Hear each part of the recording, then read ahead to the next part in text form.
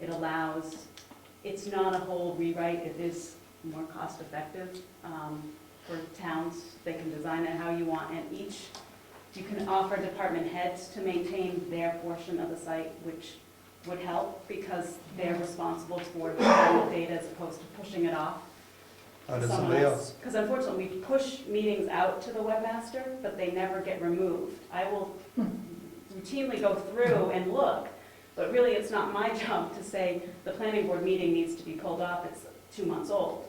But I end up, sending them a list, please remove this, this, this, this, this. It's not really my job, but, that may be something the committee should address. Do you remember how much it was? I know you don't. I'm sorry. I don't remember because it really depends, there's a lot more, how many Yeah, pages yeah. and stuff, but And how many links? yeah, and we can get a quote, I don't think it's extreme. I mean, it's more than what we're paying now, Right. but it may be worth getting a quote, and the committee we can look at that as the website committee and address it, if the selectmen so If wish. he's the webmaster, why is he taking the responsibility of doing his job instead of letting all this happen? It'd be outdated. I can't speak for Jim, and I won't speak Well, for you're him. paying him, don't you think you? It's time to call him back on the carpet. responsibility to- It's time to call him back on the carpet, yes, ma'am. Okay. Ron? Just briefly, to be consistent with that very nice sign up there, every effort to get as much information out to the people in as many venues as you possibly can is consistent with the sign. So, let's do it. Ed? Ed Camo, Stone Road. I videotape the county meetings also, and they're having, of course, they had the big budget cuts, but they also had an issue with the website. Of course, I'm the first one that complained about the website up there. They tried to use virtual town hall, and their budget for it was almost $9,000. Now, I didn't accept that. I said, I don't know why you're getting a website that's $9,000. And there had so many bells and whistles on it that they didn't need. So I was tasked by the commissioners up in Carroll County to help them adjust the website to the needs of the county. Virtual Town Hall can customize a website that will do very minimal things or very complicated things. It can do anything. If we only have a complaint that the meetings aren't up on time or the calendar is not up to date, that is the most simplest website that you could ever have. My website, which gives you video and everything else, only costs about $200 a year. So it can be less if it's only documents. It does not have to cost a lot of money. And each department can administer their own thing. They can set up passwords, they can set up anything you want. So there really is no excuse to not have a website that doesn't work. 10, 15, 20 years ago, a website was all HTML. It was very difficult to make. But I mean, the fact that I do run a Mac at home and I do have problems, I literally have to use my cursor and I got to chase the menu around to get to the calendar and stuff. Your calendar is actually connected to my website, so that's like the only thing that it goes to easily. The minutes aren't there. So if all the people are asking for is minutes and an updated calendar, that's cheap. You may not even have to get Virtual Town Hall to do it, because whatever you're using right now, if it would just be updated with the minutes on a timely basis, I think everybody would be happy. The last thing I'd like to say is that I read selectmen's notes from your meetings that you hold on Tuesday night, on Thursdays when I get to Grunner. Those, the notes from I'm calling them notes specifically because they're not minutes. They haven't been okayed by the board. The same is true of the planning board. If I'm not at a planning board meeting, I can read about what they did on Thursday in the paper. Why in the world, why can't we have the same kind of thing on our website? But they're not official minutes, but I can't tell me that the good citizens of Brookfield don't read those things and think this is God's given truth. That happens. What's the difference? But that's This is precisely why the selectmen had reservations about putting up a website to begin with. Draft minutes are just that, they're not official. So therefore, we should ban the press. No, That's a little harsh, Boone. Wait a minute, Cliff. We're not banning the press. tough to, you don't understand what I meant. But that we have a problem, you're entirely correct. Anything else? Any other public input? Just Yeah. really quick, now, if somebody does want to review the minutes, where are, I don't know, because I just got here, They're where in are the the book minutes that's kept? right there. So somebody can access them, so they're Absolutely. by law, 5 business days after the meeting. I was gonna say what is, so that's That's the by rule? law. So if you want to find out what goes on in the meetings, read the paper. No, I'm just saying that, I'm just making sure we're following our own rules, correct? Like, it's archived, it's available for now. Meaning it's not on our website, but it is. They are always here 5 business days following a meeting. They're not official. That's a legal requirement. Unofficial draft minutes, yes.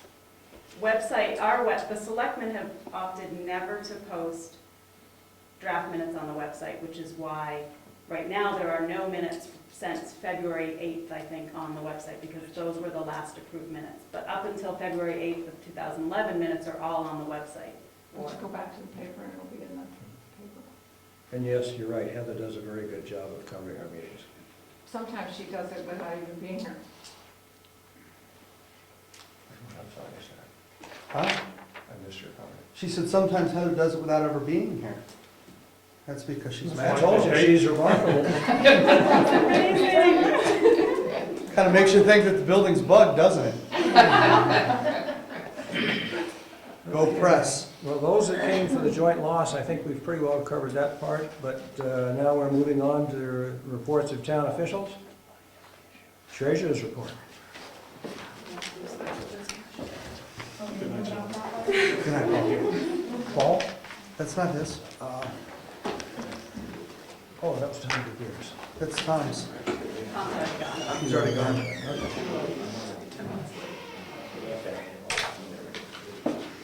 But Tom let me know.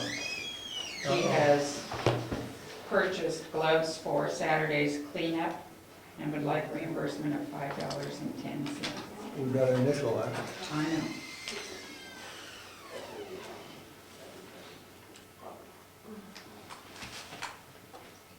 And here are this week's bills to approve.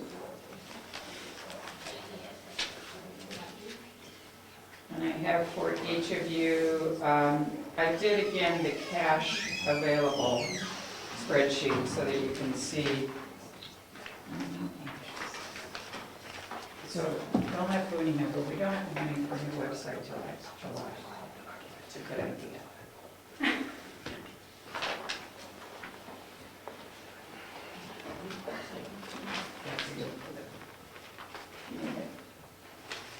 So as of this morning, we have $256,122.21. I have not received the block grant money from the state, but it typically comes the last day of the month. So that's when I'm expecting it, and it should be $7,000 tonight. I'm asking you to approve $7,000 worth of bills, so that will give us about $256,000. I do have a couple small payroll checks as well. I have and will file the quarterly payroll tax returns by the due date, which is Friday. Both the federal and the state. Is that a separate one? No, it's, one's a statement, one's an Oh. invoice. All right. Okay. Hey, Ed, Yes, sir. how close to being empty are those air gas canisters out there? Pretty close.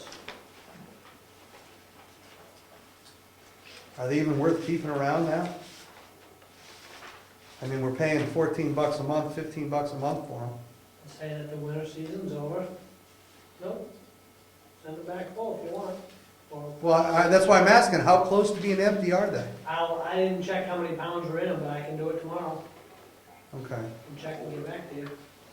I mean, if they're full, then we'll hang on. I mean, we're not gonna get a credit for sending them back full. I think somehow we kept building up tanks. We had 2 of each. And I believe one set is empty. We're on the second set.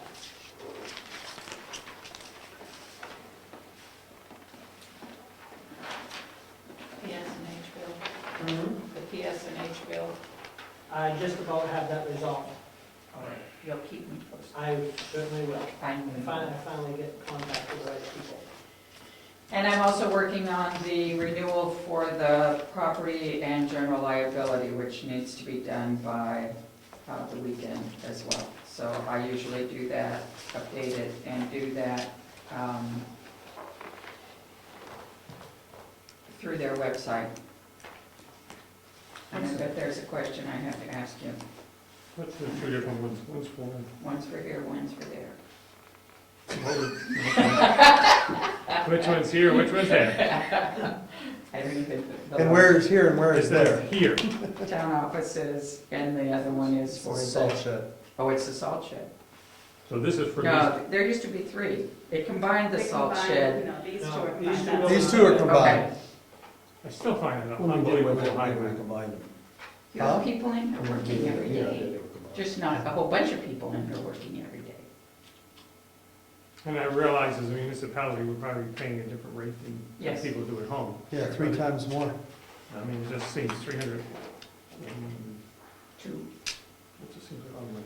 Per month, was that $300 a Yeah. month? It They're just they're seems- getting us back because the assessment on the polls went from 360,000 up to over $1 million this year. So, public service is getting us one way or another. How many kilowatt hours do they have? Well, you have to remember now that this bill actually encompasses 2 buildings now, or actually 3 buildings, because it encompasses the shed out back too. And they use a lot out there, I know. Yeah, they're always leaving the lights on. Yes. One fluorescent light while we're plowing.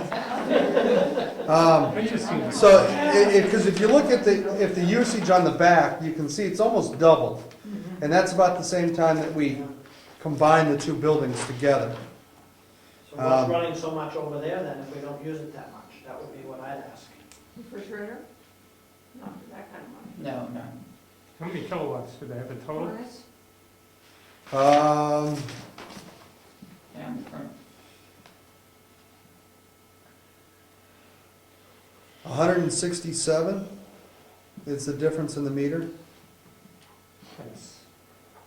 That seems, Ron, is your expertise, is that, It should be that chart.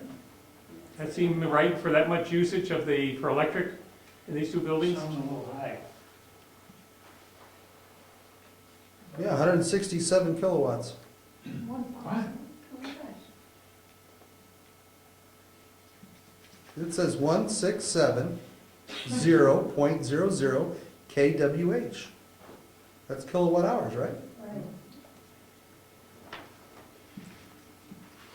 Just, I don't know, we leave a lot of lights on our house.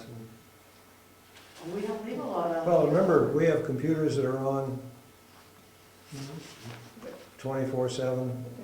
It all is. I think the server's the only one on that's 24/7, most others are shut off. Well, people leave their monitors on. I shut mine off. I never do. Yeah. Has that got a multiplier on it? I mean, an ordinary household is 400 or 500. I know. Yeah, no, actually, The rate. if you look at it, you're saying 400 or 500. If you look at the multiplier, it's 1,607. Oh, okay, So that's better. um, So still- the actual usage is 167, and then even like on your house, you have a multiplier that jacks that up. yeah. So the actual usage is before the multiplier.